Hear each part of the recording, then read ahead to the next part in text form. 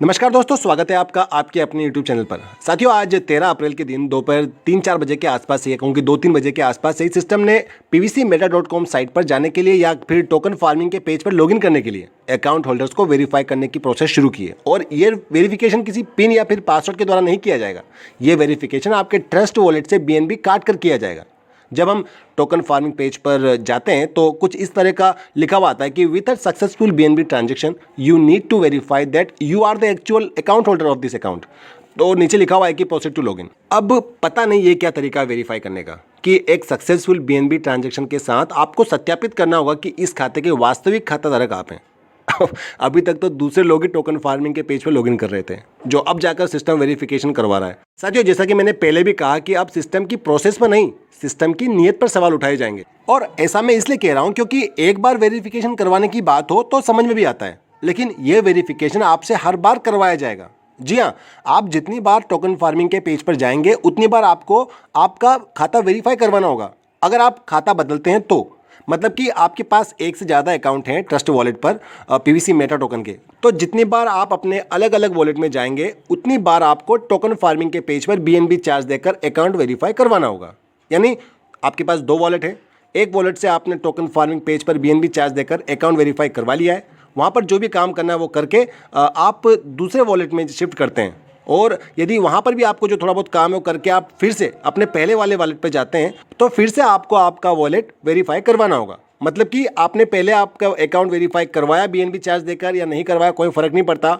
आपने आपके trust wallet जो हैं अकाउंट जो है बदले हैं, 1, 2, 3 जितने भी आपके पास वॉलेट हैं उनमें से किसी भी वॉलेट को बदला है और दोबारा आप जिस वॉलेट को चार्ज देकर वेरीफाई करवा चुके हैं उस वॉलेट पर भी जाते हैं तो आपको दोबारा BNB चार्ज के रूप में देनी होगी आपके अकाउंट को वेरीफाई करवाने के लिए। तो एक नोट के रूप में आप इस बात को सुन लीजिए, समझ लीजिए कि जब तक आपके दूसरे वॉलेट में काम ना हो, जैसे कि रिवॉर्ड रिडीम्शन हो, यूज़र वॉलेट से टोकन ट्रांसफ़र करना हो आपके ट्रस्ट वॉलेट में, या टोकन फार्मिंग करना हो आदि इस तरह के कोई भी काम हो, तो जब तक कोई प्रोसेस ना करनी हो तब तक आप बेवजह केवल रिवॉर्ड देखने के लिए, DP2 seed value reward redemption शुरू हुआ या नहीं हुआ ये चेक करने के लिए, या केवल विजिट करने के लिए अपने वॉलेट को ना बदलें।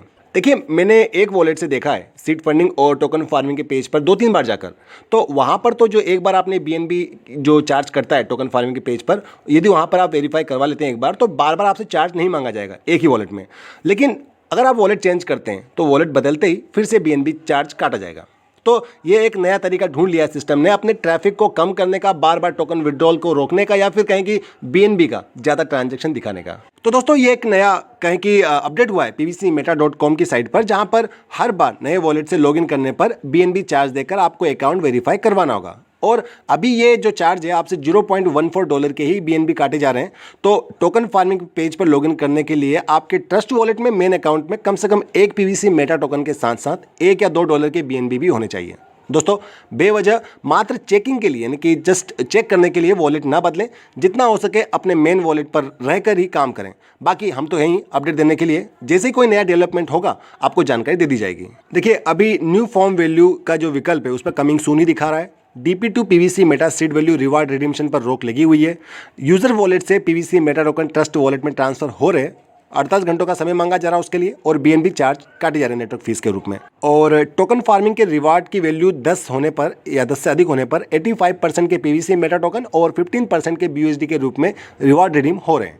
साथियों, सिस्टम ने ये काम किसी भी पर्पज से किया हो, लेकिन हर बार फीस देने से यूजर्स का नुकसान ही हो रहा है और कहीं ना कहीं इस तरह के बदलाव लाकर सिस्टम खुद के पांवों पर कुल्हाड़ी मार रहा है। आई होप दोस्तों इस अपडेट से आप परिचित हो गए होंगे। और भी कई नया डेवलपमेंट होता है तो मैं आपको इंटरेस्टिंग वीडियो के माध्यम से जानकारी दे दूंगा। अभी के इस वीडियो में इतना ही है। चैनल को सब्सक्राइब करके बेल आइकन प्रेस कर दीजिएगा ताकि यूजफुल जानकारियां आप तक समय पर पहुंच सके। और इस वीडियो को ज़्यादा से ज़्यादा अपने साथियों के बीच शेयर कीजिएगा ताकि वो भी बार बार BNB के जो चार्ज पे करना है उस नुकसान से बच जाएं। और दोस्तों, वीडियो के अंत में कहना चाहूँगा कि उलझनें भी मीठी हो सकती हैं और जलेबी इस बात की जिंदा मिसाल है। हालांकि लोगों ने जलेबी का नाम हटाकर पहलवान का नाम उपयोग करना शुरू कर दिया है, और इस बात में कितनी सच्चाई आती है ये भविष्य में देखने वाली बात होगी। तो बस इसी नोट के साथ ये वीडियो का अंत। God bless you all. जय हिंद।